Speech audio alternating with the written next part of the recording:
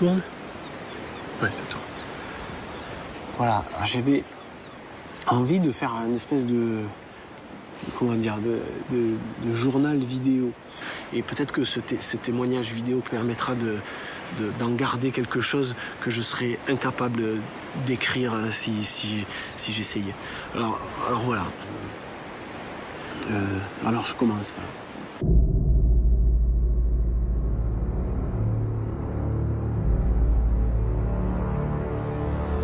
100 mètres. C'est rien, mais c'est une espèce de couche opaque, lourde.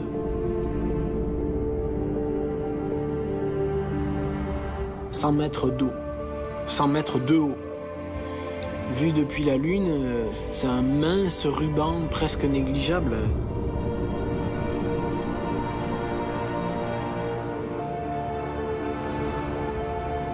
100 mètres, c'est moins de 10 secondes pour les coureurs jamaïcains. C'est à peine quelques coups de palme à donner. Et pourtant, on change de monde, on change d'univers. Ces 100 mètres d'eau, c'est ma Stargate à moi, quoi. C'est un extraordinaire passage qui, en quelques minutes, est censé me transporter devant un animal qui, nous dit-on, n'aurait quasiment pas changé d'allure depuis 65 millions d'années.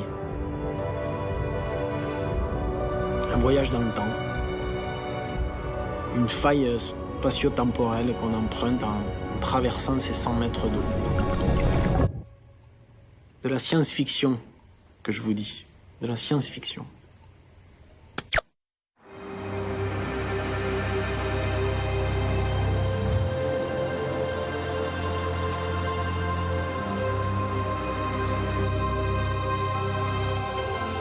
Depuis plus de 70 ans, le sélacanthe est un poisson qui alimente tous les fantasmes. On l'imaginait notre ancêtre, celui qui allait expliquer comment certains poissons étaient sortis des eaux il y a quelques 360 millions d'années pour donner naissance aux vertébrés terrestres et donc à l'homme. C'est véritablement comme si l'un de ces dinosaures était retrouvé en chair et en os quelque part sur la planète. La paléontologie nous apprend qu'il y a 500 millions d'années, la colonne vertébrale apparaît chez certains organismes marins. Ces animaux vont connaître un énorme succès évolutif. Plus tard, la branche des vertébrés se sépare en deux. Les uns poursuivent leur évolution sous l'eau et donnent les poissons que nous connaissons aujourd'hui. Les autres, au contraire, vont conquérir le monde terrestre. Ce sont les amphibiens, les reptiles, les oiseaux et les mammifères. Le sélacanthe se situait quelque part autour de cette bifurcation évolutive. Alors le sélacanthe, c'est la découverte zoologique la plus importante du XXe siècle. Il était connu depuis très longtemps des paléontologues du XIXe siècle qui, à partir de fossiles, avaient déjà repéré que cet animal pouvait être un petit peu comme une forme transitoire entre un animal aquatique et un animal terrestre, de par la disposition des os dans ses nageoires pectorales et pelviennes. Les sélacanthes, donc, étaient considérés comme des proches parents des vertébrés terrestres, mais uniquement connus à l'état fossile. Et donc, les paléontologues du 19e, du début du 20e, pensaient que les sélacanthes avaient disparu en même temps que les dinosaures. Et donc, en 1938, quand un sélacanthe a été ramené à la surface en Afrique du Sud, ça a été une nouvelle extraordinaire. Les journaux ont titré « On a retrouvé notre arrière-arrière-grand-mère, c'est le poisson dinosaure, etc. » Donc ça fait 50 ans qu'il est dans le formol et pourtant il est aussi bien conservé. Mais là, je l'ai déformalisé quand même.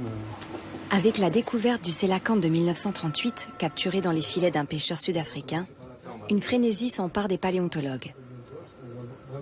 Ils pensent pouvoir expliquer les conditions de la sortie des os des vertébrés. D'autant qu'ils découvrent un poumon lors des dissections. Dans les années 50, sa pêche s'intensifie pour la science, au point de connaître son anatomie dans les moindres détails.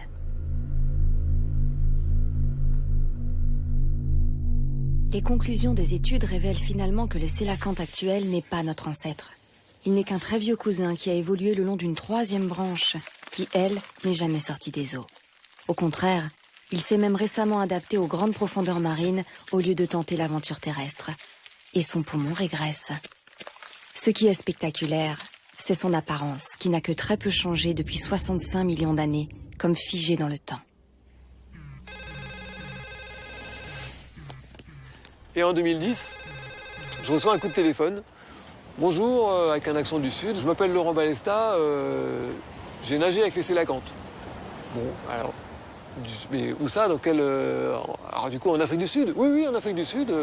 Si ça vous intéresse, j'aimerais en parler avec vous, parce qu'on a des questions sur les sélacantes.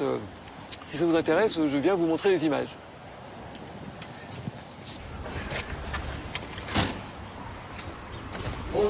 Et alors, quand il m'a montré les photos réalisées, quand il m'a montré les films, d'une qualité absolument extraordinaire, avec une proximité par rapport à l'animal, très rapidement avec Laurent Balesta, on a tout de suite vu qu'il était possible, si le nageur peut nager à côté, presque toucher le sélacanthe, de réfléchir, de mettre en place des protocoles scientifiques avec une extrême proximité, un contact très doux avec les sélacantes pour répondre aux questions qu'on se posait. Sur la nageoire, ouais. On a créé l'événement en 2010 en étant les premiers à faire des images d'un sélacanthe dans son propre écosystème avec des plongeurs. Et ce sont ces images qui ont engendré cette mission scientifique.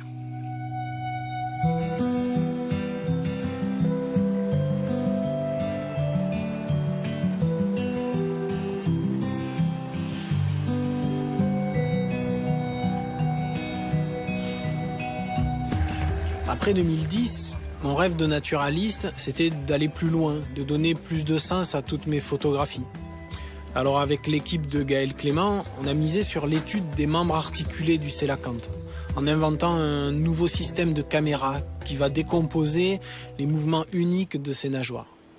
En fait, la question fondamentale est de savoir si la nage du sélacanthe peut nous renseigner sur les premières tentatives de marche terrestre il y a 360 millions d'années. Rien que ça. Ah ben c'est fini là. C'est fini, il y a encore 2-3 trucs à faire, mais l'idée est là quand même. Ouais. C'est hyper lourd, hein. Je sais pas comment tu vas porter ça. Non, mais dans l'eau, ça doit être à peu près neutre. Je pense même que dans l'eau, c'est trop léger. Il va falloir le lester. Ouais. Et donc là, il y aura les deux moniteurs, le maître pour cette caméra et l'esclave pour cette caméra. Ouais. Ce qu'il va falloir trouver, c'est un levier sur le côté, parce que là, on a un bon levier pour régler la... Tu vois, pour faire rentrer un champ. Par contre, si l'animal se déplace à droite ou à gauche, t'es battu. D'accord, donc du coup, Il faut qu'on ait un levier là pour pouvoir... on va rajouter tous ces accessoires. On ne peut pas organiser une expédition de plongée profonde tout seul. C'est beaucoup trop lourd, beaucoup trop compliqué. Et c'est là que l'équipe devient nécessaire. Sur ces plongées profondes, ça compte énormément parce que le temps est réduit, parce que tout se passe parfois avec juste des regards et qu'il faut qu'il y ait du coup des liens assez forts pour bien se comprendre et bien se faire confiance, quoi.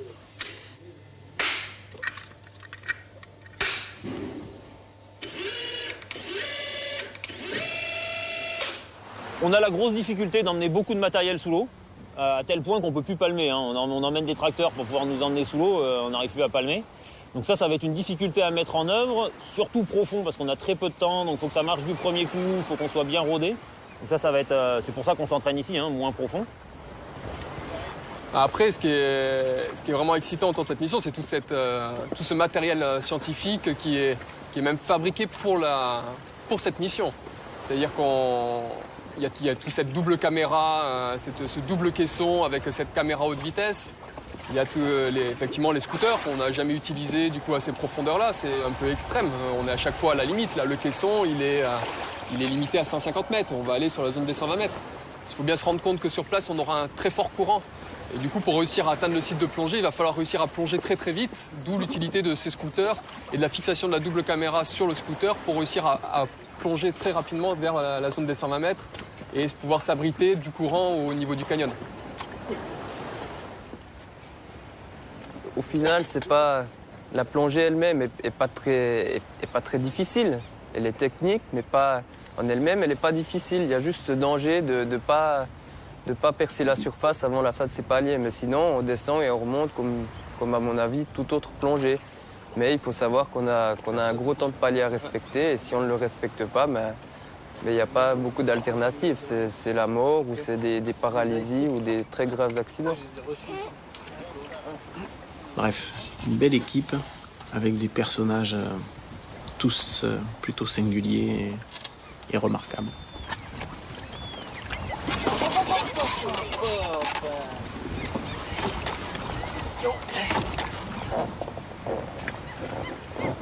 Bon, donc là, c'est la première plongée à la profondeur à laquelle on sera avec Nessé-la-Cante.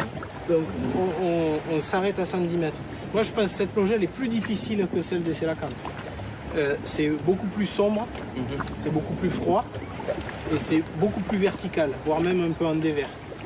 Au Nessé-la-Cante, après tout, on arrive à se poser même sur les pieds des grottes. La pente, elle est à 45, elle n'est pas vraiment... Donc là, il faut vraiment penser à s'arrêter, quoi. C'est bientôt en Afrique du Sud qu'on ira. Et c'est là-bas que vraiment se passera le projet. Et j'ai réuni tout le monde, toute l'équipe ici, aussi bien les chercheurs que les plongeurs, pour qu'on fasse tous ces tests. En fait, en réalité, moi, ce que je voulais, c'est que ces gens se rendent compte sur le terrain. Alors, on ne pouvait pas aller en Afrique du Sud. Et pour moi, ce qui compte, c'est même pas que tous ces tests fonctionnent. Peut-être même c'est qu'ils ne fonctionnent pas. Et que je vois comment tout le monde réagit.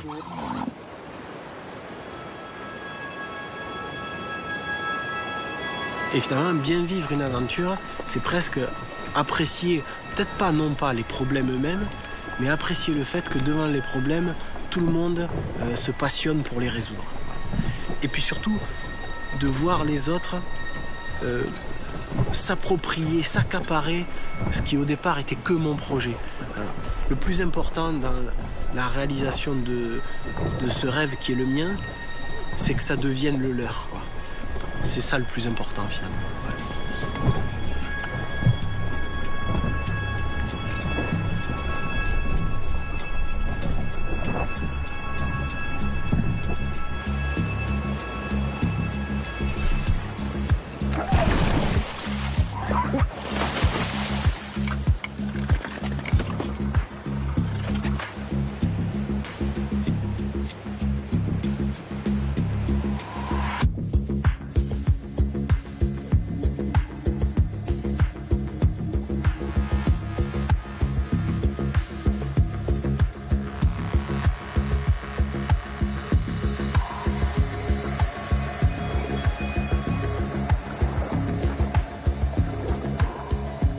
Aujourd'hui, on est plus efficace sous l'eau.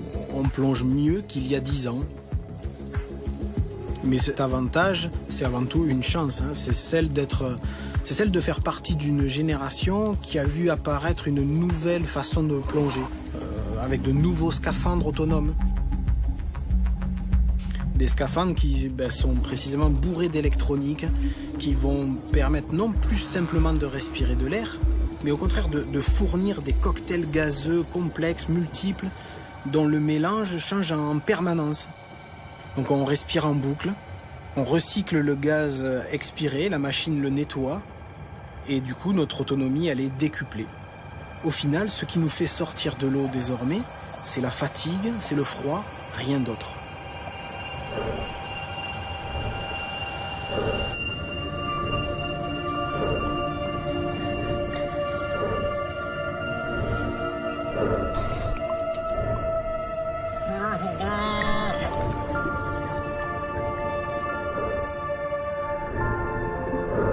Après, il ne faut pas perdre de vue que ces scaphandres, ils sont peut-être révolutionnaires, mais c'est pas un passeport automatique pour les abysses.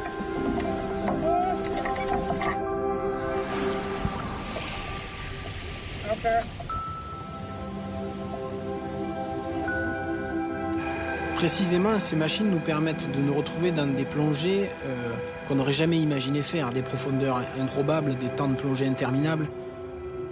Du coup, on est dans des situations de danger potentiel et voilà, ça fait 15 ans qu'on plonge progressivement de plus en plus profond, de plus en plus longtemps. Et c'est uniquement après de telles années de plongée que le fantasme de plonger avec le Nessé-la-Cante est devenu un projet bien réel.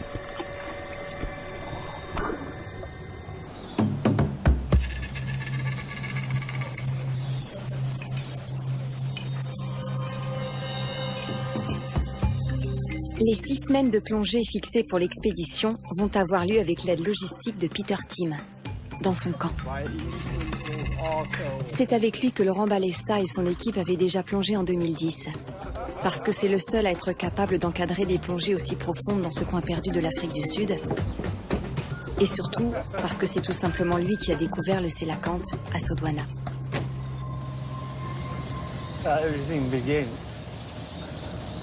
Tout a commencé quand je vivais au centre de l'Afrique du Sud, plutôt à la campagne, là où il n'y a pas beaucoup d'endroits pour pratiquer la plongée sous-marine d'ailleurs. Et à un moment donné, j'ai décidé de vivre mon rêve. J'ai tout vendu et je suis venu m'installer dans la baie de Sodwana pour monter un club de plongée.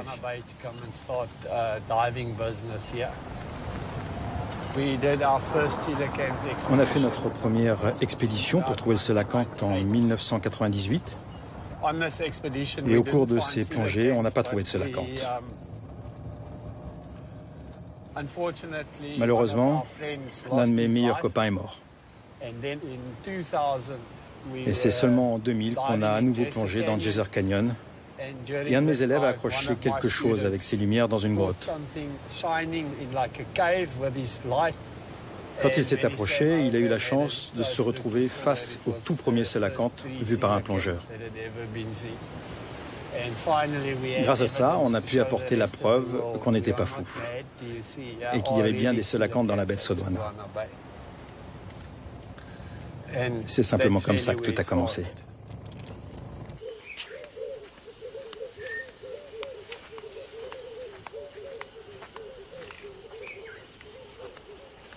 Au camp de Peter Timm, qui va également plonger à 120 mètres, il y a le reste de l'équipe, sans qui il serait impossible de s'engager si profond, presque tous les jours. Il y a d'abord Jean-Marc, d'une vingtaine d'années, mon aîné, avec sa grande culture sur l'art expérimental de la décompression. Je parle bien d'expérimental et d'art, parce que bien sûr il y a de la physiologie, de la logique, il y a même des mathématiques, mais à un moment donné, quand on la pousse à ses limites, la physiologie humaine, elle sort un peu des équations. 1 + 1, c'est plus égal à 2. Et on est précisément dans ce genre de cas de figure. Donc la part empirique, l'expérience, compte aussi dans le calcul. Et c'est à lui, à Jean-Marc, de planifier les plongées. Je dirais de les planifier à ma place, afin que mon obsession ne prenne jamais le dessus sur la raison, en quelque sorte. Bon, c'est normal, quand ça descend, ça gueule un petit peu, il y a un peu trop d'oxygène, ça se régule au bois. Et puis là, on voit des... Alors, qu'est-ce que vous avez fait, là? Ça monte, ça descend, ça descend... Ça va? Manu? Ouais. Je suis bon, j'ai l'oreiller. Ça va.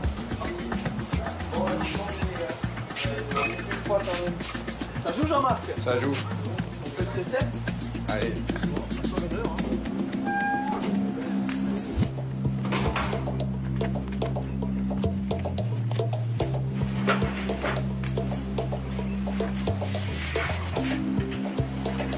Alors pourquoi un caisson ici à Sodwana? Première raison, la situation d'isolement sanitaire.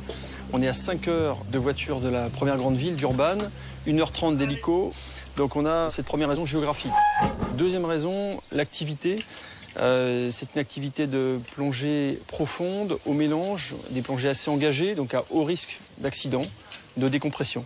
Avec ce caisson qui est présent ici, on met toutes les chances de notre côté pour pouvoir recomprimer un éventuel accidenté dans les plus brefs délais. Bon, ok les gars, on va commencer la compression. Attention les oreilles. Ok, ça joue.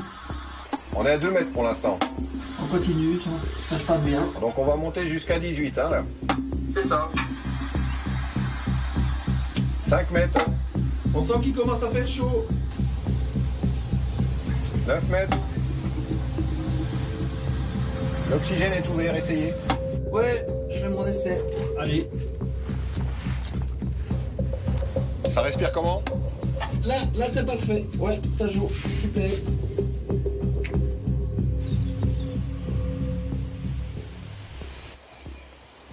Aujourd'hui, ça fait 13 ans que Peter Timm a signalé le premier sélacanthe à Sodwana en Afrique du Sud. Alors évidemment, depuis, il y a eu beaucoup de recherches entreprises par les scientifiques sud-africains, en particulier par Kerry Sink, qui s'est passionné depuis le premier observé par Peter. Et elle a collecté toutes les images faites par les robots, par les sous-marins au cours de ces 10 dernières années. Et jusqu'en 2010, en tout cas, elle avait un catalogue avec 26 individus distincts. En 2010, on a eu le privilège de lui rajouter 2 individus à son catalogue, 28. Et puis j'espère que cette année, on va encore augmenter la famille de Kerry.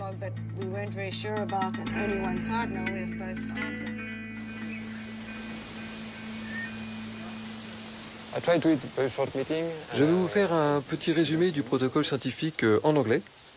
Je vous prie d'excuser mon fort accent français. Nous avons ici différents équipements pour plusieurs manips scientifiques. Pour commencer, nous avons l'enregistreur de son, car on s'interroge sur la communication des sélacantes entre eux ou pas, et ça peut être une belle découverte si c'est le cas. On peut le programmer pour enregistrer 2, 3, 4 ou 5 jours d'affilée si on veut. Après ça, voilà le volet génétique avec la prise d'ADN à l'aide du swab. Le protocole pour les plongeurs est d'aller assez près du sélacanthe pour délicatement prendre quelques échantillons de mucus de chaque côté de l'animal. Un sélacanthe, 2 sélacantes, 3 sélacantes. Oui, là il y en a 28, un par sélacanthe. En fait, l'idéal serait de faire 2 ou 3 prélèvements par sélacanthe.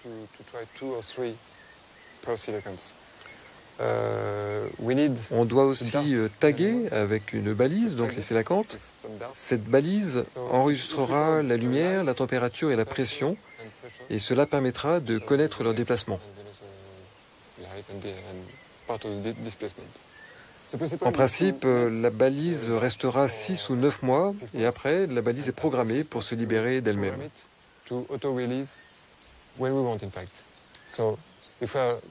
Donc si on a de la chance, le sélacanthe sera pendant la nuit en dehors de sa grotte, et dans ce cas, la balise remontera d'elle-même à la surface et nous enverra les données grâce au satellite Argos.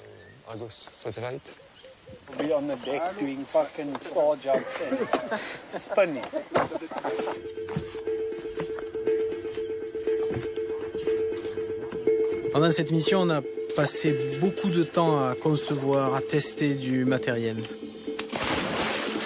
Le plus complexe a été cette drôle de caméra, une double caméra en fait, qu'on a baptisée Girafe à cause de son long cou articulé.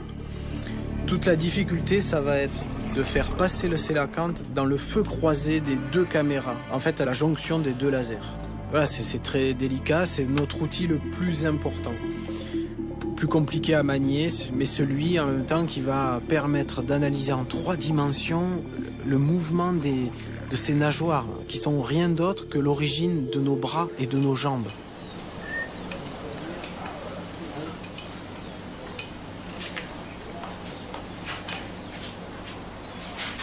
Les objectifs de ce projet, ils sont extrêmement ambitieux. Je dirais même que la chose normale, c'est que ça ne marche pas. Le protocole scientifique, Gaël Clément nous l'a expliqué, il serait déjà compliqué si on le faisait à 20 mètres de profondeur sur un poisson clown. On veut le faire sur une espèce rarissime et à 120 mètres. Donc bien sûr que les objectifs sont immenses. Mais évidemment, si je vous dis ça, c'est pas pour vous mettre la pression, c'est au contraire pour vous dire que personne n'est obligé de faire la plongée. Je trouve ça même très digne d'être capable de dire les gars, moi aujourd'hui je le sens pas.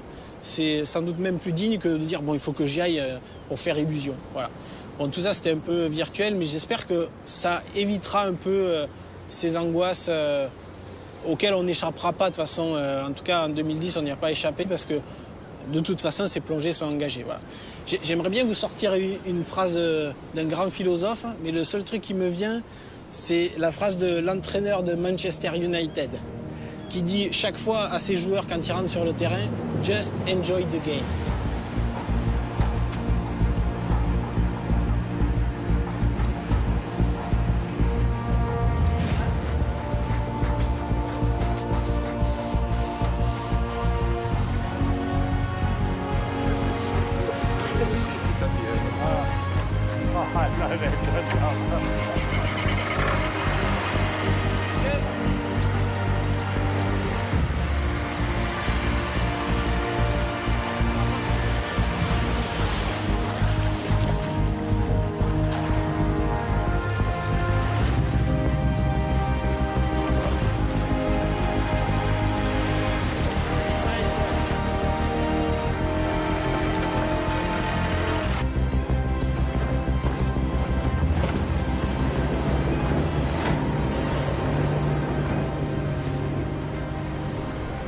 baisse la barre. Ouais. Voilà, la mer n'est pas trop formée ce matin. Non, ça va. Bon, on sent quand même que le vent devrait se lever. Hein. Bon, il est déjà présent, mais comme d'hab, quoi. Et toi, quand tu les vois partir comme ça, parce que tu es venu en 2009, tu as plongé, tout, ça te donne pas envie, non? En plongée, puis spécialement des plongées profondes comme ça, tant qu'il t'est rien arrivé, tout va bien. Okay. C'est facile. Moi, j'ai eu 2 petits incidents et forcément, ça a changé ma perception du truc. C'est dur à faire comprendre aux gens que c'est comme si tu étais dans un tunnel et le bout est dans 4 heures. Alors oui, on voit la surface, on passe 2h30 à 6 mètres, mais c'est un tunnel. Et cette surface, finalement, c'est un plafond. Elle est fermée. Ouais, elle est fermée. Elle est fermée à 50 mètres, elle est fermée à 40, elle est fermée à 30, elle est fermée pendant 2h30 à 6. Exactement. Et forcément, en manquant d'entraînement, en n'allant pas plonger pendant un an, tu commences à... Voilà, les angoisses, elles viennent pas quand tu es dans l'eau, elles viennent la nuit. Quand tu te dis, ça y est, on retourne en Afrique du Sud, on va faire les Sélacantes. Sueur froide, je me vois à 120 mètres et je me dis, ça y est, je suis pas prêt, quoi. Je suis pas prêt pour ce projet 2013. Mais c'est mes plus belles plongées, hein. C'est 20 plongées là au fond, dont 8 avec le Sélacante. C'est mes plus belles plongées.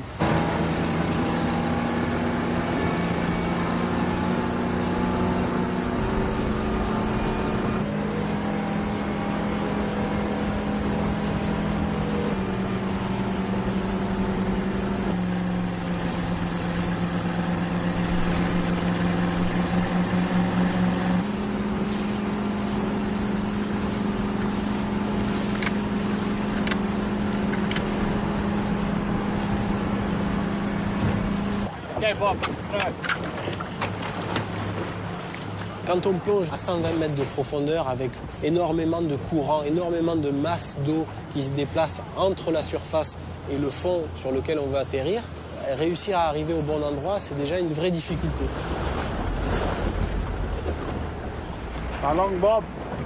À ces profondeurs-là, on n'a pas le temps de descendre, remonter et recommencer. Si l'on rate notre descente, on a raté la plongée et on a raté notre journée. La bouée a parcouru 100 mètres en 5 minutes, donc c'est un très faible courant qui va dans ce sens. On va se mettre à l'eau là où c'est très profond et ça nous déportera naturellement vers la zone moins profonde qui se trouve plutôt par là. Ouais, pour le moment, on n'est pas tout à fait du bon côté, mais on va se placer un peu plus loin. Ouais, le courant va nous déporter dans le bon sens de toute façon.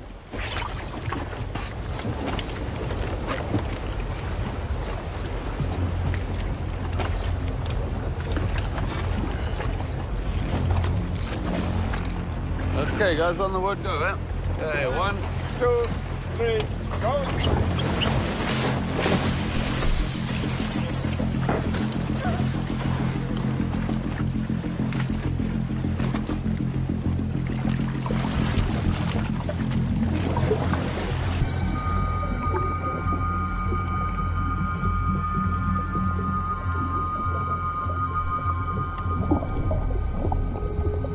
La descente est assez violente parce qu'elle doit être très rapide à cause du courant en surface qui pourrait trop nous décaler du point d'atterrissage prévu.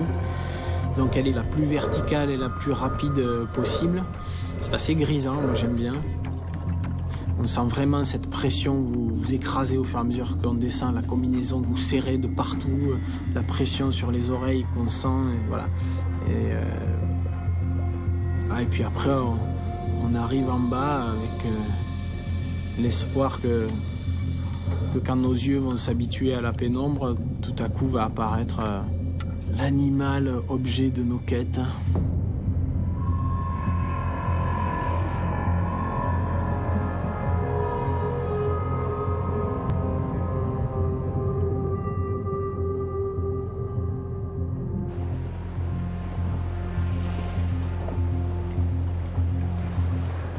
Donc là, les plongeurs viennent de descendre avec la double caméra, ce qu'on appelle la caméra girafe, pour la locomotion des Sélacantes.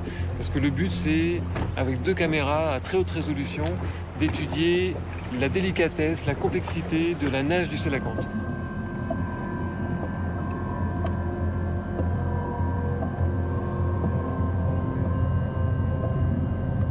C'est difficile d'expliquer ce qu'on ressent chaque fois qu'on se retrouve en haut de ce canyon, dont on connaît d'ailleurs que la partie haute. C'est comme si un alpiniste ne connaissait que le sommet de ces montagnes en fait. Et puis la recherche qui commence, quoi, le chronomètre qui tourne, où chaque minute compte et où il faut détecter la trace de la légende vivante le plus vite possible.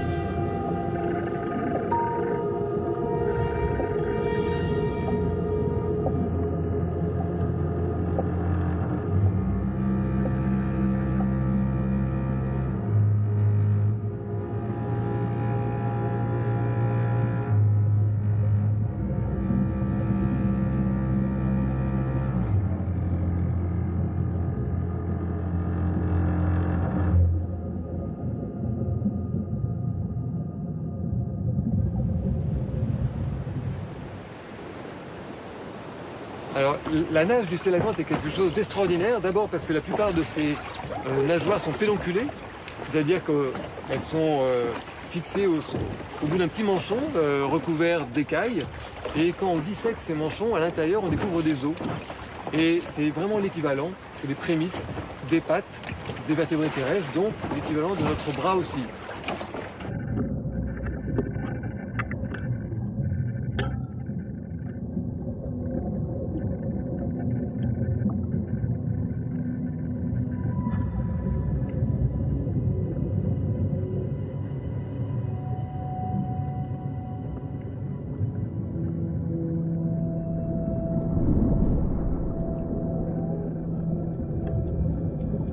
Et les minutes passent, et on ne veut pas regarder son ordinateur qui nous dit quel va être le prix de chacune de ces minutes passées au fond.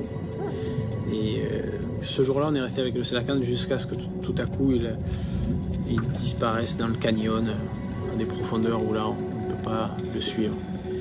Et d'ailleurs, je suis certain qu'on a tous eu cette idée de dire pouvoir le suivre encore, surtout maintenant qu'il part dans un univers encore différent, plus profond. Mais bon voilà, c'est une idée qui est effectivement excitante, grisante, mais suicidaire. Et on n'est pas suicidaire. Moi j'ai qu'une envie, quand je viens de vivre un moment pareil, c'est de remonter et de raconter tout ça.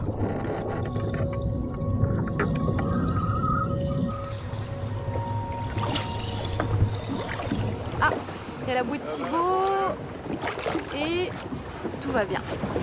Pas d'alarme. 23 minutes. 23 minutes, c'est pas mal ça. Ça veut dire qu'il y avait quelque chose à faire en bas. Il va nous falloir attendre maintenant plusieurs heures pour savoir le fin mot de l'histoire. Voilà, là on est rassuré, toutes les bouées sont sorties, pas de signal d'urgence. On n'a plus qu'à jeter un petit coup d'œil de temps en temps.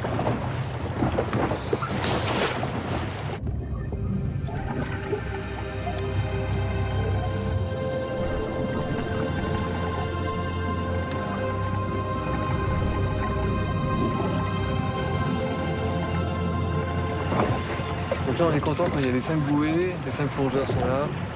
On n'est plus angoissé, c'est plus la même attente, mais maintenant l'attente c'est de savoir ce qui va être écrit sur la plaquette. Parce que là on saura donc s'ils ont vu les sélacantes ou pas, s'ils ont pu filmer le sélacante. On participe par procuration. Complètement. Mais je vis par procuration dans ce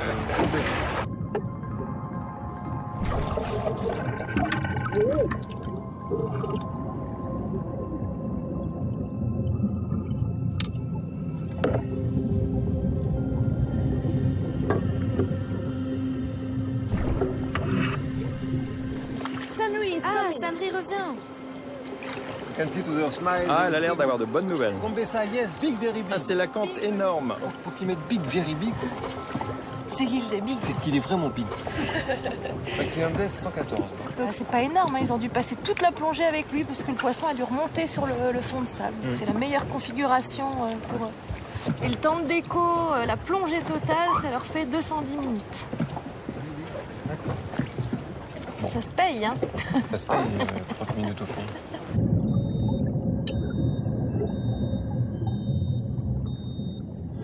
Aujourd'hui, on a fait presque 4 heures de déco, de décompression, de palier. Il s'est passé un truc assez troublant. J'étais en train de regarder Avatar sur ma petite tablette immergeable. Et bon, je sais bien que James Cameron s'est inspiré de beaucoup de créatures marines pour faire tous les habitants de la planète Pandora dans Avatar. Mais ce qui a été troublant quand j'étais en train de regarder le film, c'est que autour de moi, j'avais des bestioles qui ressemblaient comme 2 gouttes d'eau à ces créatures soi-disant extraterrestres qu'il y a dans le film. Et juste à côté de moi, j'avais les mêmes bien réels appartenant à notre planète, enfin du moins à la planète mère. Et voilà, j'ai trouvé ça troublant.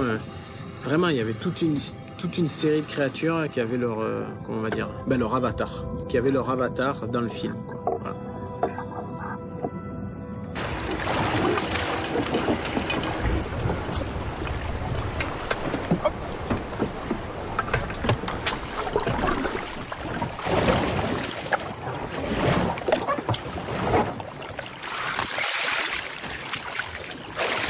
Ça, c'est une plongée. Ça fait quand même plaisir de le voir. Hein. En fait, j'ai préparé mon plaisir. Parce que quand tu arrives devant la grotte, maintenant je sais à quelle profondeur il faut se mettre pour pouvoir voir assez loin devant, tout en étant bien 5-10 mètres dehors. Tu vois. Je suis arrivé, hop, je me suis bien équilibré, j'avais ma lampe éteinte encore. Voilà. J'ai essayé de m'habituer à l'obscurité. Alors, clac, j'ai allumé et là, pouf, j'ai vu les 2 yeux au fond.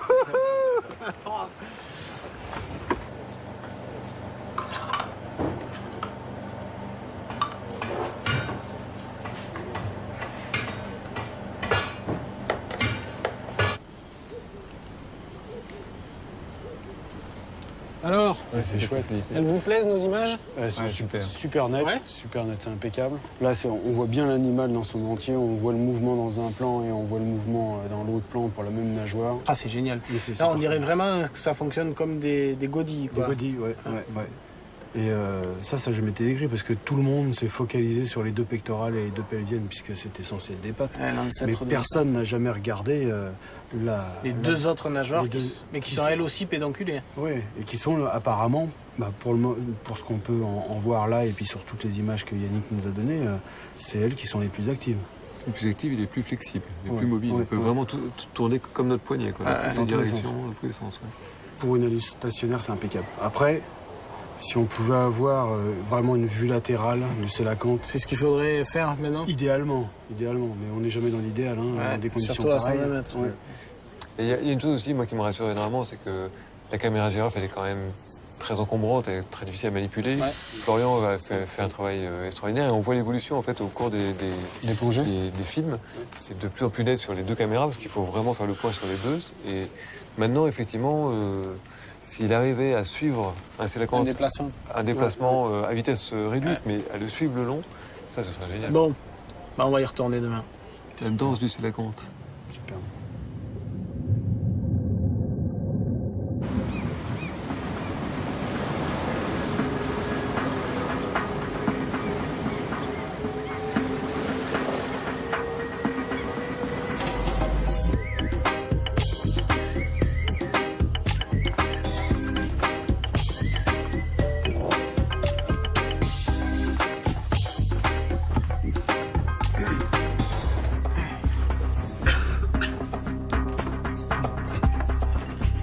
Qui est arrivé de la girafe? Non, j'ai pas rêvé. Moi j'en ai rêvé en tout cas. Alors la girafe était customisée, mon gars, dans mon rêve. Ouais. Elle avait pas juste 2 axes, elle avait au moins 10 bras qui se désarticulaient comme ça et ça faisait une espèce de grille comme ça au-dessus de toute la grotte, tu vois. Et le canyon était lumineux, mais lumineux, comme dans tous mes rêves de plongée, il n'y avait pas d'eau, quoi. Il n'y avait pas d'eau. Ça, c'est ton rêve de plongeur, qu'il n'y ait pas d'eau. Ouais, moi le matin je suis épuisé, hein. J'ai fait une 2e plongée pendant la nuit normalement. Moi, j'ai pas rêvé, mais je me suis réveillé avec le sourire quand même. En repensant les images que tu as pu prendre hier. Non, mine de rien, hier on a passé vraiment une étape, quoi. Donc ouais, pour aujourd'hui, puisque hier ça s'est très très bien passé, donc forcément on va vous demander plus. La mission aujourd'hui, si vous l'acceptez, c'est de refaire la même chose mais avec du feeding, c'est-à-dire de la prise alimentaire, donc avec les 2 caméras synchronisées. Si au bout de quelques minutes vous sentez que vraiment il n'a pas faim, ça l'intéresse pas du tout, dans ce cas-là, faites d'autres séquences de locomotion. Okay. Parce que nous, plus on en aura, plus on pourra affiner les études. Après, c'est mettre en place aussi l'enregistreur de son. Parce avec les tests réalisés, on a vu que ça fonctionnait très très bien. Et puis, dernier détail, c'est tout simplement de prendre des échantillons d'eau dans la cavité. On a préparé 3 tubes. Mais tout ça en 20 minutes, quoi. Ouais. Jean-Paul, on y va.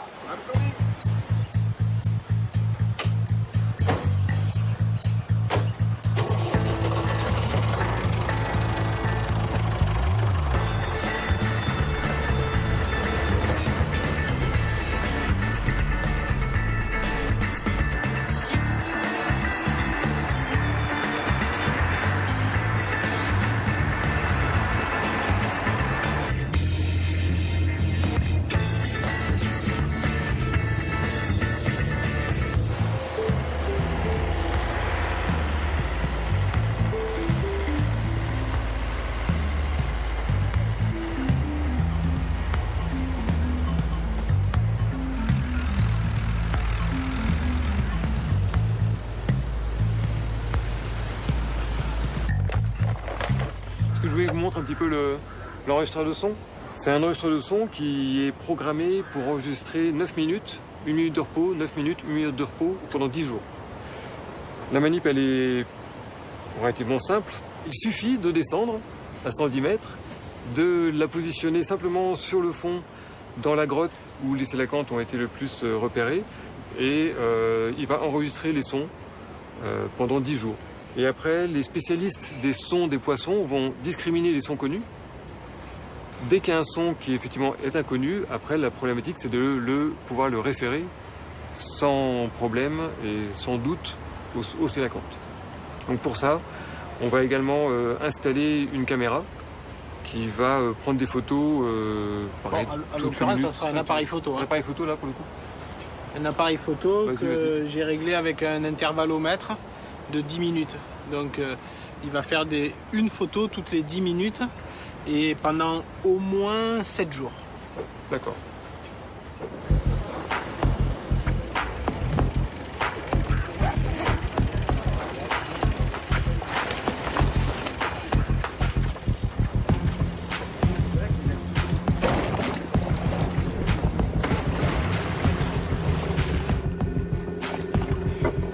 Thank t'inquiète pas, je t'abandonne pas. Je te laisse tout seul un peu. Tu fais tes photos, tu vas voir, tu vas faire plein de photos toutes les 10 minutes. Et je reviens, et papa vient te chercher dans 6 jours. Là, je vais passer complètement pour un débile.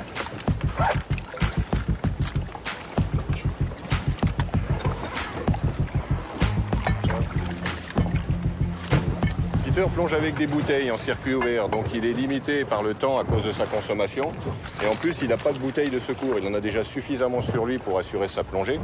Alors que notre équipe ne plonge pas du tout comme ça. Elle est complètement autonome. Elle a même une grande partie de sa sécurité avec elle. Et s'il y a un souci, les gaz, on les a en surface et puis on les enverra accrochés sur une bouée.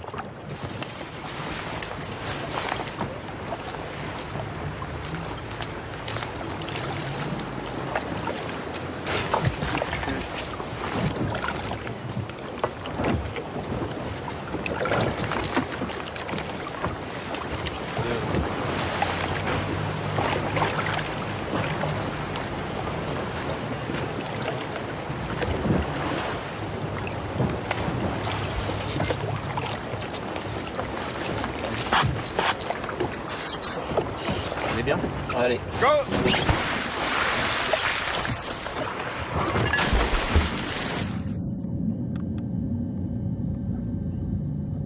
C'est environ 1% des fonds marins qui ont été explorés par l'homme, je veux dire vus par l'œil d'un homme. Donc c'est normal qu'on sache peu de cette nature. On ne peut pas y aller, quoi. Et même quand on y va, la lumière est si faible. Après tout, l'eau est physiquement impénétrable. Même la lumière, elle se meurt à la traversée. Il faut voir qu'à 5 mètres de profondeur, c'est d'abord le rouge qui disparaît, dès 5 mètres de profondeur. Ensuite, à 10 mètres, c'est celle du jaune qui disparaissent. Le vert va tenir le coup jusqu'à 25 mètres. Et puis ensuite, le monde sous-marin, ça devient un monochrome bleu. Cette zone physique qu'on appelle crépusculaire, qui est aussi célèbre qu'inconnu, hein, c'est le grand bleu.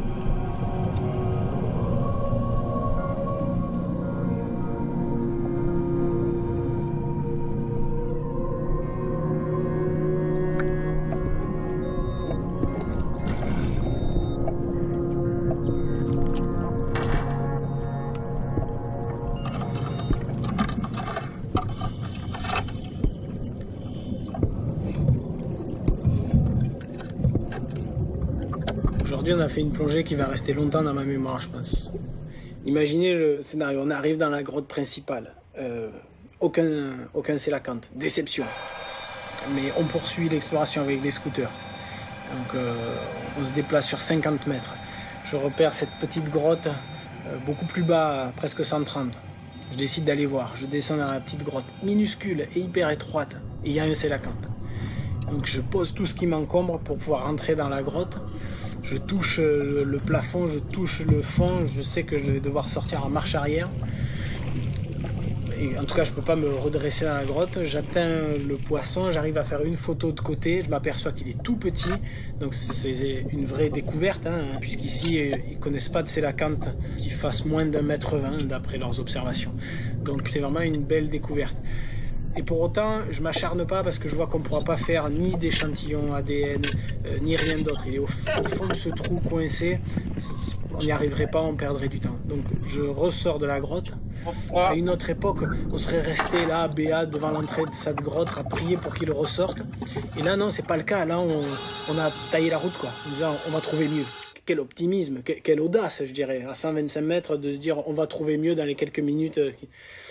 Donc du coup, on part, on continue, on fait 50 mètres de plus, on arrive au milieu d'un grand cirque rocheux, et là, un deuxième sélacanthe est là, bien placé. On peut faire l'échantillonnage génétique parfaitement. Je le caresse avec mon coton-tige du début du corps jusqu'à la queue, et il bronche pas, quoi. Il se laisse faire, donc c'est parfait. Yannick filme la scène, du coup cette scène va pouvoir être envoyée au parc marin et donc leur prouver que la manip n'est pas invasive, parce que c'est important que les manips scientifiques soient pas trop perturbantes pour les animaux, et là c'est le cas, donc c'est super comme résultat. Ça veut dire qu'on peut continuer cette manip-là. On a à peine fini de faire l'échantillonnage, je lève les yeux et je m'aperçois qu'il y a une raie manta qui passe au-dessus de nous. Enfin, c'était vraiment incroyable. Quand on voit la poignée de minutes qu'on passe à ces grandes profondeurs, combien avions-nous de chance de nous trouver à 125 mètres au moment où tout ça se met en place. C'est la cante au premier plan, à l'arrière-plan une raie manta, et pour tout vous dire, le temps de contempler la raie manta qui passe au-dessus, je me retourne vers le sélacanthe et j'en vois un deuxième qui vient à la rencontre du premier. Moi, ce qui me fascine et me fait rêver, c'est m'imaginer tout ce qui peut se passer quand on n'est pas là, quand déjà, le peu de temps où l'on est présent, il nous arrive des événements qui nous paraissent extraordinaires. Alors qu'est-ce que ça doit être le reste du temps? Je crois que le plus beau dans le monde sous-marin, c'est précisément tout ce qu'on ne voit pas et qu'on peut qu'imaginer.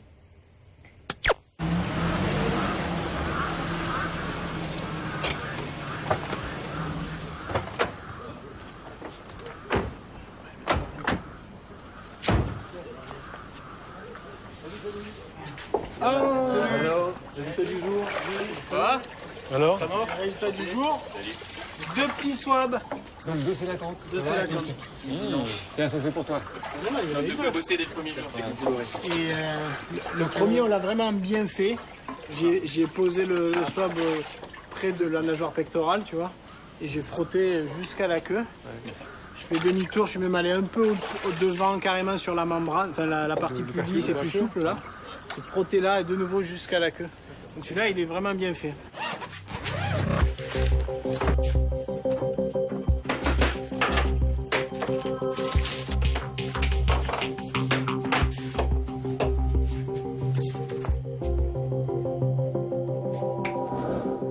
Ce qui est important dans ce projet d'un point de vue moléculaire, c'est d'intégrer toutes les étapes le plus vite possible à partir du moment où on va générer les échantillons. C'est-à-dire que dès que les plongeurs vont rapporter ces échantillons d'eau ou de mucus, ils vont être immédiatement analysés à bord du bateau, si j'ose dire, pour récupérer l'ADN dans les meilleures conditions, puisque cet ADN, si on le laisse mijoter à l'air libre, il va s'abîmer très rapidement.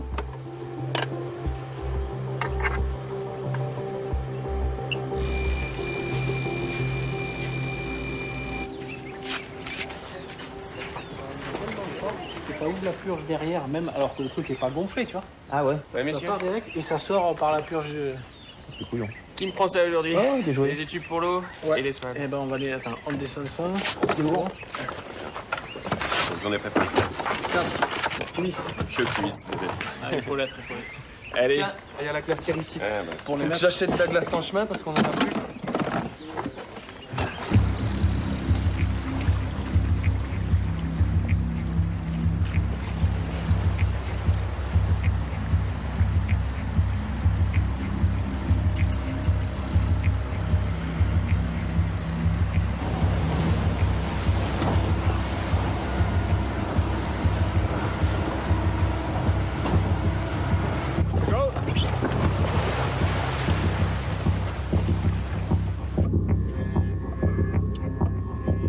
La plongée d'aujourd'hui, c'est pas très bien passé.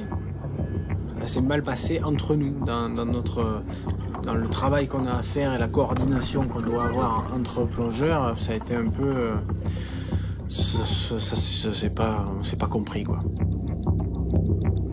Très frustrant comme plongée. Très frustrant parce que la mise à l'eau s'est bien passée, la descente aussi.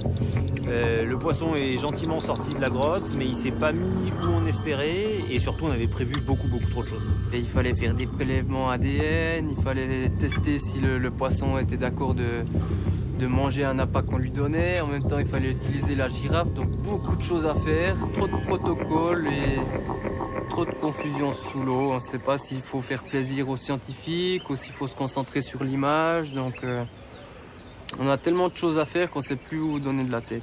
Donc du coup, on a été très brouillon au fond. On a très mal optimisé les quelques minutes qu'on avait au fond. Et au final, on ressort de la plongée avec beaucoup de paliers et pas grand-chose dans la boîte. Pas grand-chose en tant que manip scientifique, pas grand-chose en tant qu'image. C'est vrai que c'est très difficile en tant que scientifique. On a tellement peu de temps On a tellement envie d'avoir des résultats qu'on leur dit, bah voilà, est-ce que vous êtes capable de faire ça? Oui, et ça aussi, oui, et ça aussi, oui. Donc les plongeurs, je pense qu'ils essaient de faire un maximum. Ils ont dit oui, et je pense qu'ils auraient dû me dire non.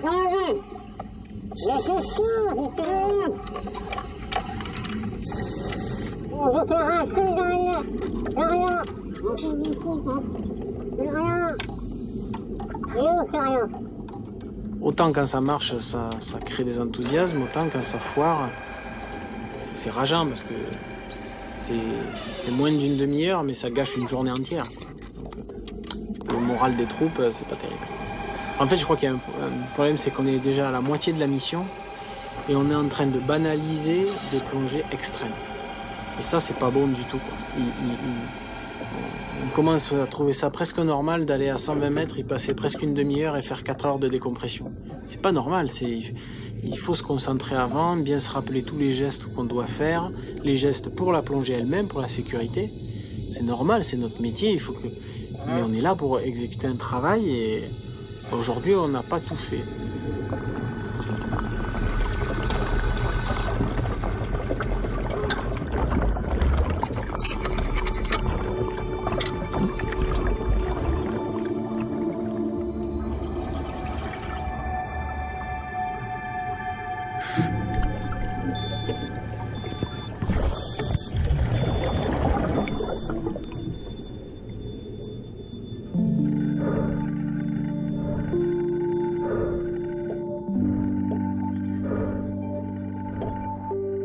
Dans cette immensité océanique, le monde pélagique, le monde du large, où il n'y a rien, il n'y a pas de fond, le moindre objet flottant, ça devient un refuge pour tous les animaux planctoniques, les larves de poissons, qui peuvent tout à coup trouver un abri pour se planquer en quelque sorte. Et c'est marrant de voir que les heures passant, on en agrège de plus en plus. Après tout, c'est un grand désert, l'océan, donc c'est peut-être pas plus mal d'être là que d'être sur un récif où il y a plein de prédateurs.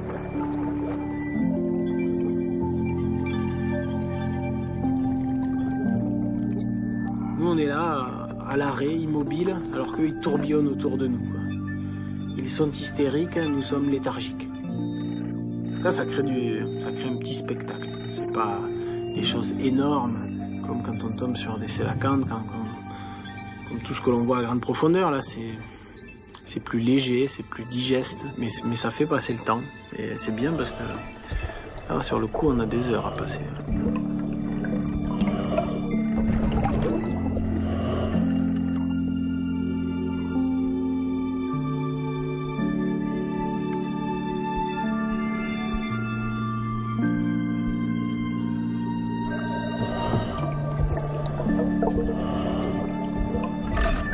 Évidemment, quand on attire autour de soi tous les petits poissons qui étaient perdus dans l'océan, on finit vite par attirer les plus gros. Et je me souviens en 2010, il y avait un requin aileron blanc qui nous suivait régulièrement durant plusieurs plongées. Il nous suivait comme ça jusqu'au jour où il a osé, et le jour où sa curiosité a pris le pas sur sa crainte. Et donc il est venu jusqu'au contact. Bon. Après, il faut démystifier. Hein. C'était plus une surprise qu'un danger. Ça reste. Ce que je veux dire, c'est que le vrai danger, ce n'est pas les animaux, encore moins les requins. Le danger, c'est d'être sous l'eau et qu'on n'est pas fait pour respirer sous l'eau. Le danger, c'est qu'on n'est pas des poissons.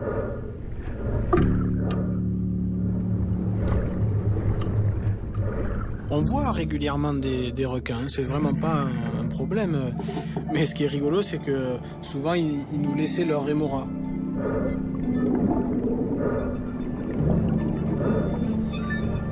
Les rémoras, ces poissons dont la première nageoire dorsale s'est transformée en ventouse et qui vivent souvent comme ça, ventousés à de très gros poissons ou à de très gros mammifères marins.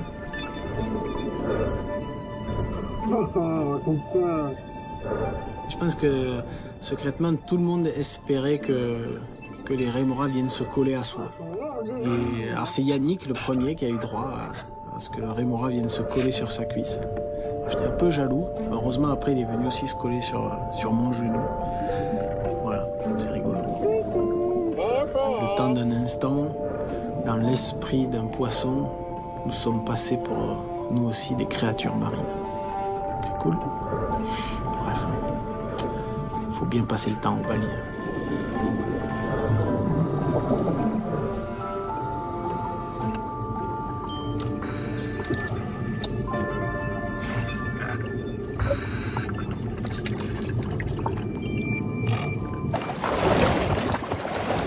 Laurent aime le palier. Il n'aime pas la plongée profonde, il aime faire des paliers. Tout. Il aime que ça soit long et qu'il soit obligé de rester. Ceci, bien entendu, est faux. Hein. Ceci étant, il y a plein de choses quand même au palier. Hein. Moi, j'ai encore fait une série de bestioles, là. Incroyable. Ça en vidéo. Ah, c'est petit, là. Hein. En fait, je me rends compte que plus le temps passe, plus passe la douleur aussi, passe la souffrance de ces plongées difficiles. Ouais. J'utilise même plus ma tablette immergeable, j'en ai plus besoin. Même si la plongée va durer 3 ou 4 heures, j'en ai plus besoin. Je me contente, j'arrive à me nourrir de ce minimum qu'offre le désert océanique. Ces 3 fois rien de petites créatures suffisent à me satisfaire, à me combler. Et je passe un temps fou à essayer de les photographier. Ça me suffit, je passe d'une à l'autre, toutes les 10 minutes. Et ouais. Plus le temps passe, moins j'ai de besoins. Je crois même que je pourrais faire que les paliers désormais.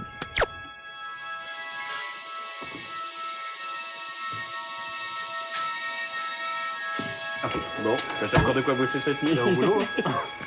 Merci.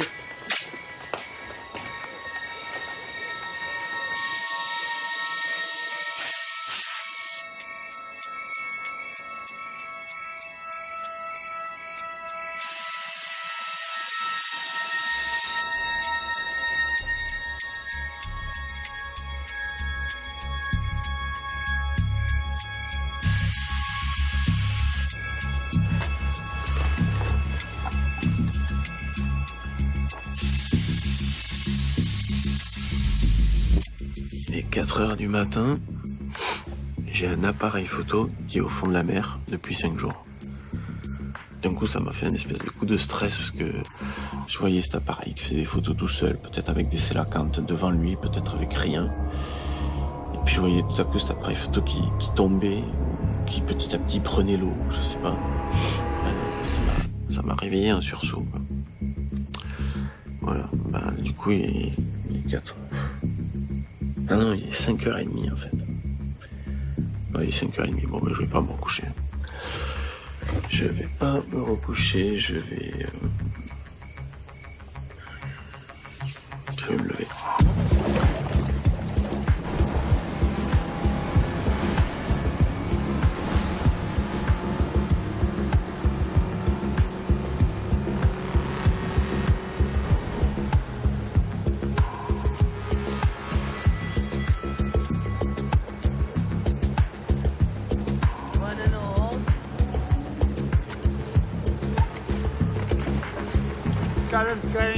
Le courant est à peu près de 20 mètres par minute. Pour moi, ça veut dire qu'on devrait voir 4 poissons aujourd'hui.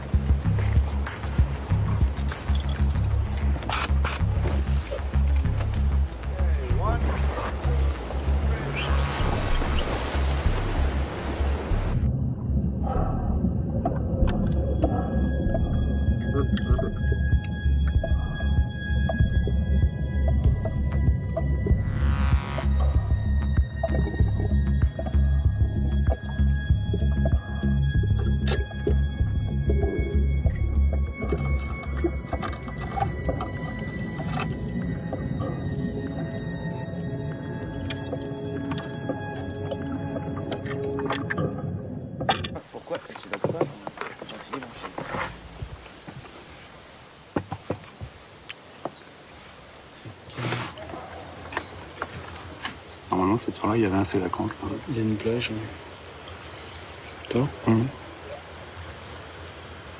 Après, il faut que ça soit filtré pour enlever les bruits de fond. Ouais. Ah.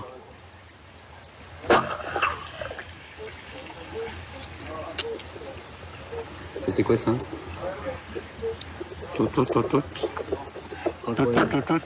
Genre trompette. C'est hallucinant. Hallucinant. Ah bah il y a des... Oh, ah bah regarde. Je vous le remets là, c'est pour matin. Vous êtes à quel jour, quelle heure? Le 28 à 11h. À 11h30. Regarde. Écoute. Regarde. Fait l'artifice un peu. Ça fait presque le bruit de choc, non? Par contre, ça non. C'est pas bruit de choc. Après, il y a 3 jours d'enregistrement, donc faut les fouiller un peu. Ça peut pas être un bruit de choc de contre la cavité, non? Quelque chose qui tape sur une gonflée. Par contre, Messieurs, un appareil photo, une batterie neuve, j'ai joué le jeu, je n'ai rien regardé encore. Bon, parce que nous, on a La pensé à batterie était à écouter. plat, donc j'ai même pas pu regarder pendant les paliers. Donc... On regarde ça sur un grand écran? Oui.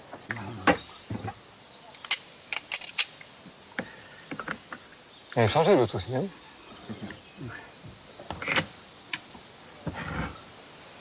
Alors. Oh putain, ça n'a pas marché.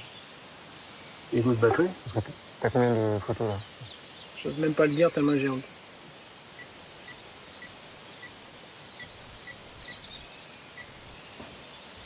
Putain, ça n'a pas marché. Ah ouais. Il n'y en a pas une du tout? Il n'y en a pas une. Et c'est même pas déclenché. C'est pas bon, on fera mieux la prochaine fois. On recharge tout ça et puis on recommence demain. Et si ça peut te rassurer, Laurent, l'enregistreur n'a pas marché non plus tout le temps. Il a fait 3 jours sur 6. Il a fait 3 jours sur 6. Ah putain, mais pourquoi ça n'a pas marché? Je comprends pas. Hein. Ouais. C'est la honte totale. Il a fait une photo.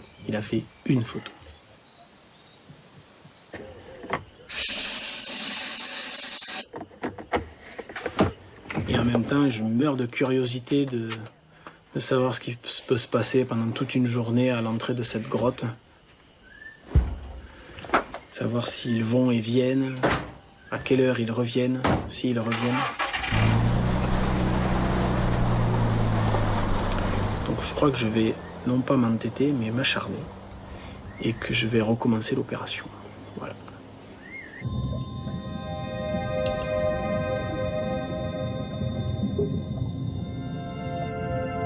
La première fois, je crois que dans la précipitation, j'ai dû, sans faire exprès, actionner l'autofocus. Et il fallait surtout pas, il fallait rester en manuel. Et du coup, l'appareil photo, dès la première photo, a essayé de faire le point. Et il n'a pas réussi à faire le point puisque c'est ouvert sur la grotte, donc c'est bleu, il peut pas accrocher le point. Par contre, il a vidé la batterie très très vite.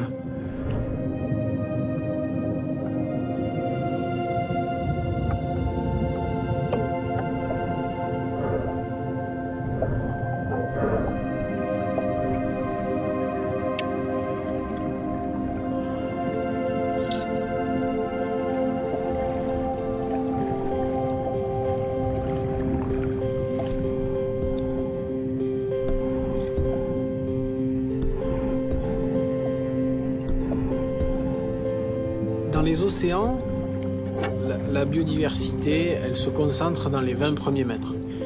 Et d'ailleurs, même certains disent, passé 20 mètres, il n'y a plus rien à voir. D'ailleurs, c'est souvent ceux qui ne sont pas allés voir qui disent ça. Mais il y a de la vie au-delà de 100 mètres de profondeur, il y a de la vie au fond des océans, définitivement. Et cette vie, bien sûr qu'elle est rare, mais elle n'en est que plus précieuse finalement. On ne la trouve nulle part ailleurs. Et c'est un rêve de naturaliste que de pouvoir accéder à ces vies qui sont à l'écart de la vie. Ces vies qui sont là où il n'y a pas de vie.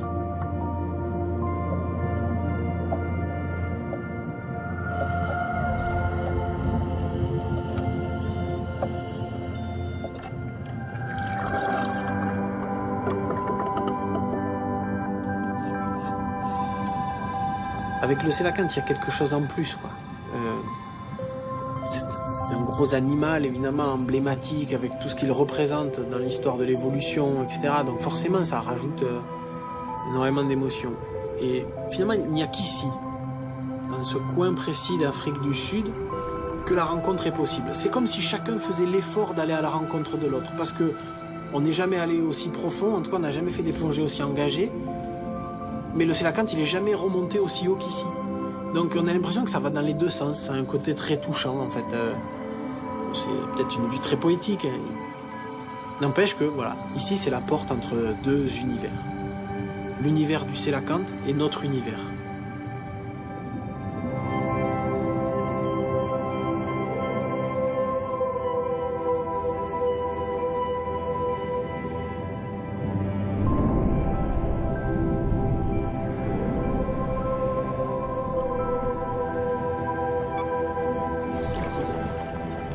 À 143 mètres, l'eau était à 24 degrés. 24 degrés, c'est trop chaud.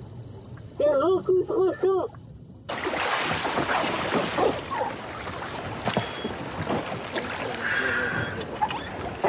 L'eau était trop chaude. Hein. À 143 mètres, elle était encore à 24. Il n'y avait pas de thermopile, rien. Ça va être la mauvaise nouvelle de fin de mission, ça. Ah. On va voir. On verra bien. Ah.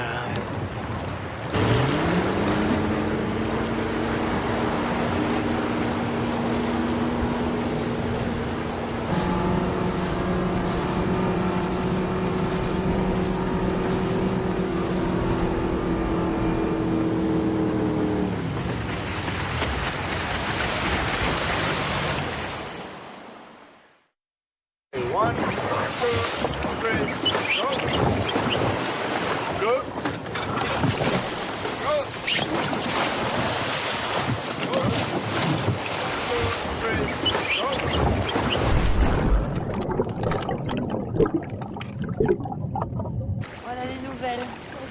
There's nothing. No sélacanthe. No fish. No fish. Hein? Ça serait bien déjà. Pas prêt. Thank you. Oh.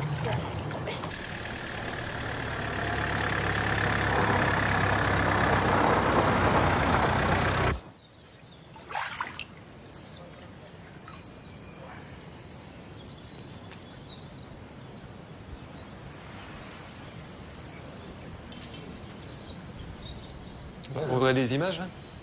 On a regardé les images et puis il n'y a rien observé, quoi. Vous avez regardé tout hier, pas tous les 5 jours? On a regardé les 5 jours et la grotte est restée vide pendant les 5 jours. On voit des poissons ananas, on voit des poissons soldats, on voit des mérous. Ouais, tu peux me dire tout ce que tu veux comme poisson. Pas de sélacanthe depuis 8 jours. A priori, l'eau à 110 mètres est trop chaude pour le moment, 24 degrés, ce qui est absolument énorme pour ces profondeurs-là. Donc là, on est dans l'attente de changements de flux sous-marin pour que, au niveau de ces grottes à 110 mètres, une eau plus froide arrive. Mais ça fait 8 jours, voilà, 8 jours sans sélacanthe et il nous reste plus que 5 jours de plongée. Donc là, un gros stress en espérant un changement de temps, un changement de courant. Okay, ready guys, on the word go, eh? 1, 2, 3, go!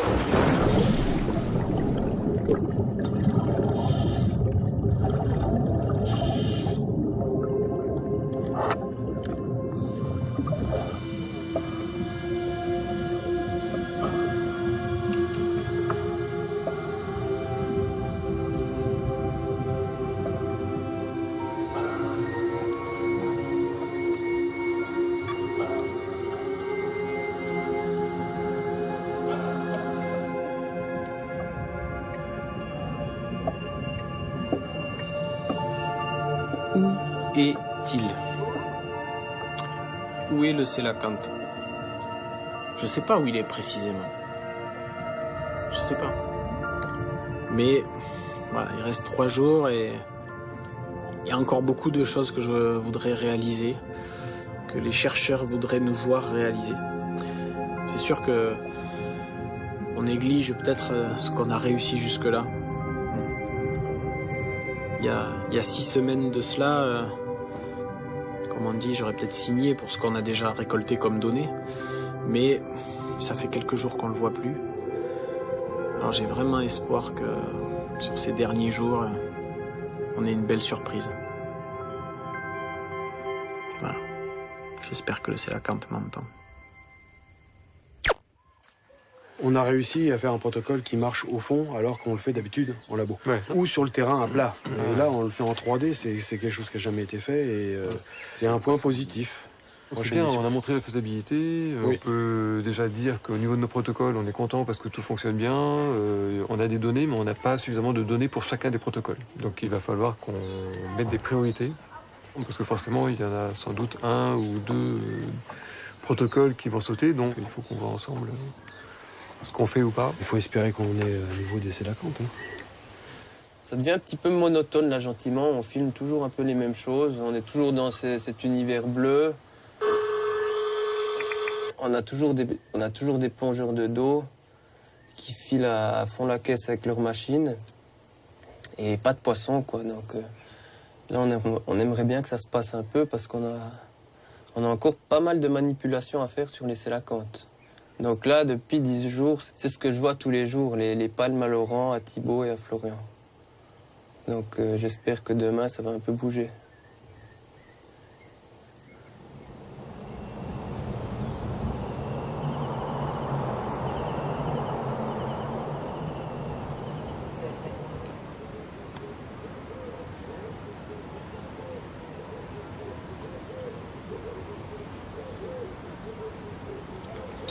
C'est la manipulation la plus délicate quand même, parce que c'est aussi la plus perturbante pour l'animal, et on ne peut pas y échapper. Donc, c'est ce qu'on appelle le marquage ou tagging. Sans la pointe, elle va rester dans cette couche de gras juste sous les écailles. Il y a cette partie-là qui effectivement va rentrer dans l'animal, puis il y a ça après. Qui flotte un peu autour de lui.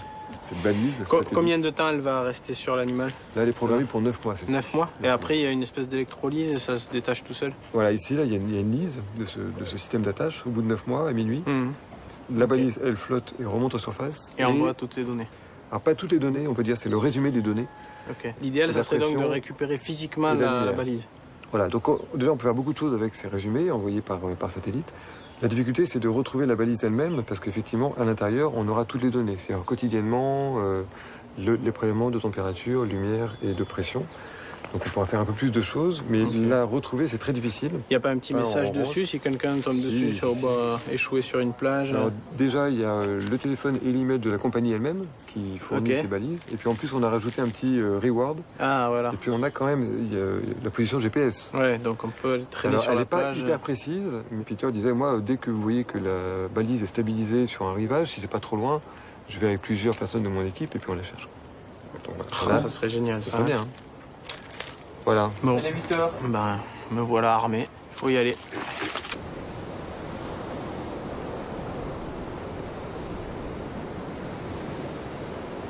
Et depuis 12 jours maintenant, les Sélacanthes se font discrets, très très discrets, donc ils sont pas là. Et c'est sûr que si aujourd'hui, de façon extraordinaire, il y a 2, 3, voire 4 Sélacanthes dans la même grotte, là on double presque nos informations, justement de relations de parenté, etc. quoi. Donc tous nos espoirs sont mis là-dessus, c'est un petit rêve, mais en même temps c'est pas hypothétique parce qu'on sait que ça arrive, on sait qu'il peut y avoir parfois plusieurs Sélacanthes dans la même cavité.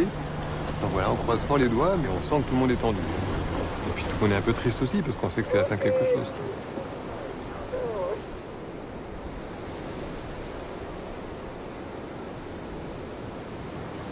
Voilà, on va partir dans quelques minutes pour notre dernière plongée. La toute dernière de l'expédition. Peut-être que ce qui m'angoisse surtout, c'est que voilà, ce soir ça sera terminé. J'en aurai fini avec cette histoire de plongée avec le Sélacanthe.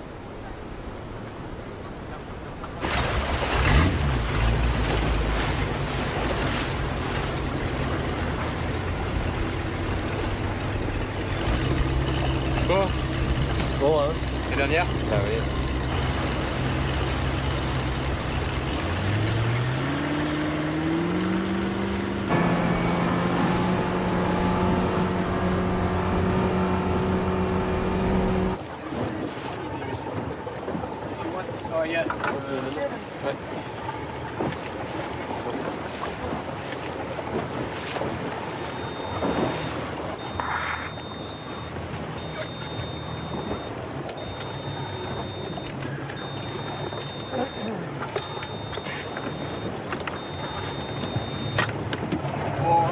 dernière règle.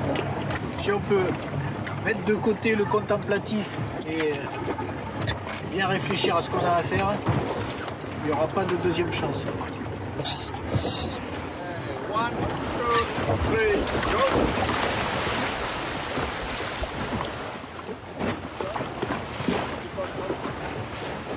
C'est tendu là, hein? Ah ouais, c'est hyper tendu. On mise tout sur celle-là en fait. Après les plongeurs, je sais pas pourquoi ils sont si tendus que ça. Ils savent qu'ils ont fait le maximum, ils savent qu'ils ont tout fait. Je pense qu'ils veulent aussi faire plus pour nous. Ah oui, puis c'est la dernière opportunité de le voir aussi. Ouais. C'est quand même frustrant.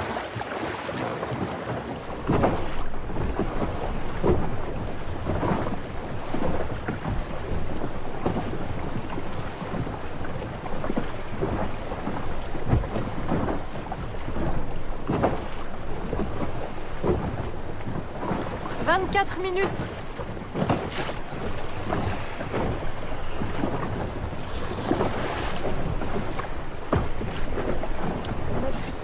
On est à 26 minutes.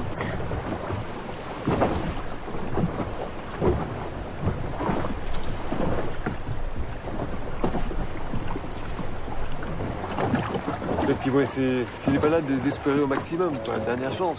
Ah là, elle arrive juste là, la pointe jaune là. Ah, en bas.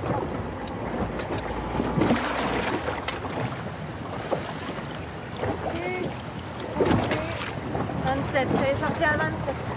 C'est Florian. Là. Ah, voilà. Hein? Ah non! Ils l'ont tagué! Tagged? Non! Tagged! Wow, wonderful!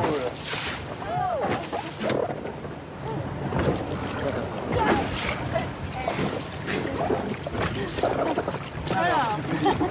Bon déjà, il y avait un sélacanthe et ils l'ont tagué. Ok. Ils l'ont tagué. Bon, c'est super. Yes, we tag. That's a really good end, huh? Yeah.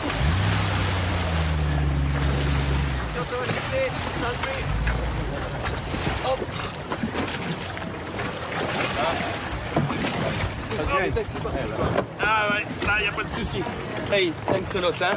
Enjoy your dive, thank you. Bye bye. Bye. Have fun. For your last day. Yeah. On nous fait une visite. J'allais vous laisser là. Alors qu'il y a un tag. J'ai les copains sous l'eau depuis 20 jours que je suis à la plage à me ronger les doigts. Bouteille, scooter. Allez, salut les gars.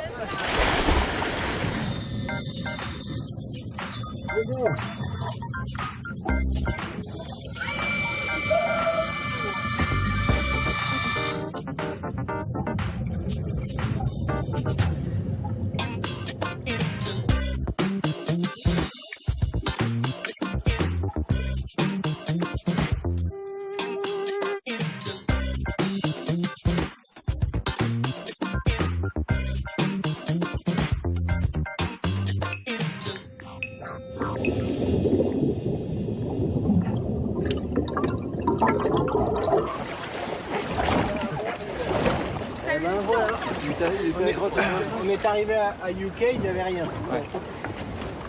On est parti pour la grotte à 125. Je suis arrivé devant l'entrée de la grotte, j'ai regardé tic-tac, il n'y a pas. Bon, je suis parti. Ouais. Et là, Peter est arrivé derrière pour faire l'échantillon. Et en fait, le sélacanthe, il se tenait dans le recoin de cette grotte assez planquée, je pense. Et donc lui, il l'a vu. Moi, je ne l'ai pas vu. Ouais. Et par contre, j'ai pas du tout entendu qu'il appelait ou quoi que ce soit. Donc je suis parti, j'ai commencé à faire tout le cirque. Et je voyais que les autres étaient toujours restés en bas. Je dis, mais pourquoi ils sont aussi? Je suis retourné et quand je suis arrivé, putain, la vision magique. Ouais. Les trois copains avec un sélacanthe au milieu. Ah.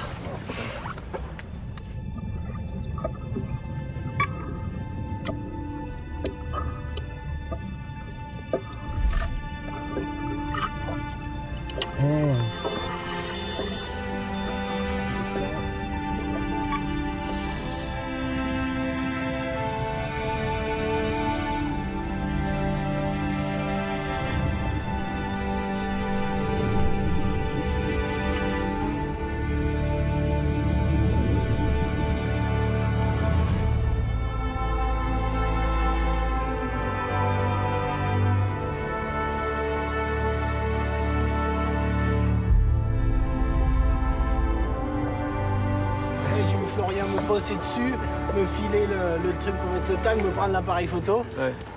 Je dis bon, ben il va falloir que je le fasse. Quoi. Je suis allé doucement, je suis allé vraiment tout doucement. Ouais. Je l'ai rattrapé en nageant le plus doucement possible. Tu vois, il nageait mais tout doucement. J'ai mis les 2 mains en retrait pour dire d'avoir quand même du jeu pour pas me retrouver en bout de bras. Comme ça, j'ai appelé Yannick. Yannick, c'est bon, c'est bon. Ah, c'est bon.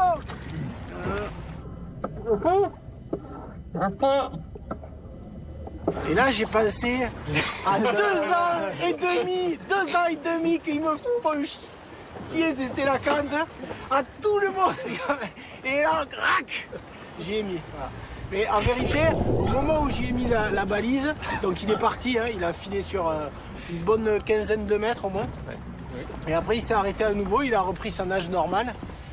Et on l'a même rattrapé. Et après, je suis à nouveau à côté de lui, j'ai fait une photo du tag et tout. Il n'y a pas de changement de comportement? Non, il n'a pas plus. Voilà. Mais j'avoue que moi, après, ça m'a fait mal au cœur. Ça m'a fait quand même bizarre. C'est un peu le principe du vaccin, tu vois, c'est un petit mal pour vraiment un bien sur le long terme. Je comprends bien. Et après, il y a ceux qui ont la vocation de faire les vaccins. Et puis...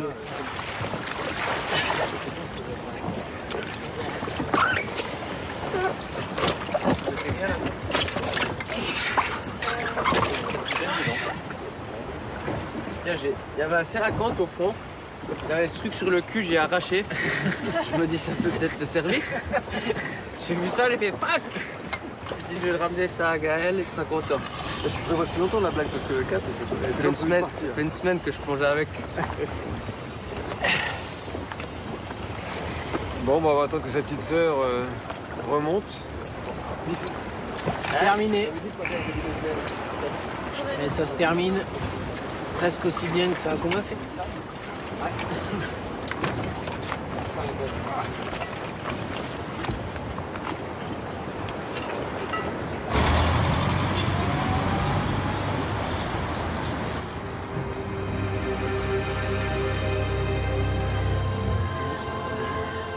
Il faudra des années aux chercheurs du Muséum d'histoire naturelle de Paris pour analyser toutes les données accumulées au cours de ces 6 semaines de mission en Afrique du Sud.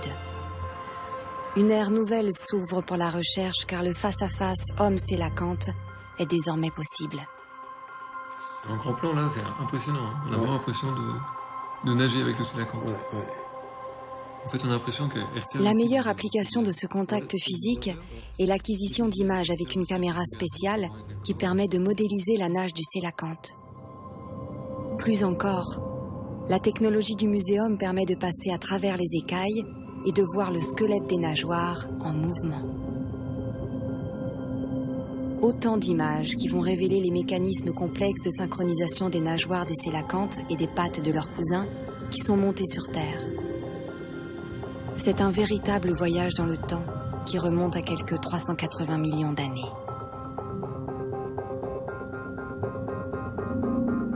Et puis, les chercheurs attendent beaucoup de la balise posée in extremis sur le tout dernier sélacanthe rencontré par les plongeurs. Une petite balise pour un énorme espoir de pouvoir enfin connaître le comportement, les déplacements, voire les migrations de cet animal emblématique.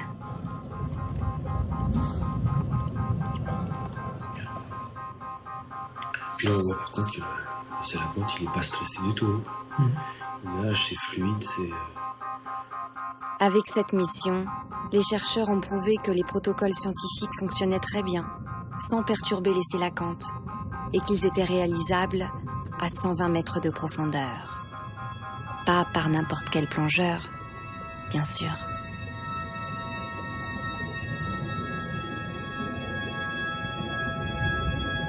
Le sélacanthe, c'est un catalyseur de passion. Les Comoriens le vénèrent, eux qui le connaissent depuis la nuit des temps, et l'appellent Gombessa. C'est lui qui nous a donné l'envie, le courage d'accéder à ces nouveaux univers, d'éclairer le monde crépusculaire. Ce monde fait de lueurs si délicates, si faibles, des lueurs qui pourtant m'ont ébloui ces 10 dernières années. En allant à la rencontre du sélacanthe, j'ai découvert d'autres créatures. Dans ces grottes, j'ai photographié 2 nouveaux poissons inconnus pour la science, c'est pas rien. un nouvel univers est offert aux plongeurs. Alors bien sûr, il n'y a qu'un Sélacanthe, mais il y aura d'autres aventures.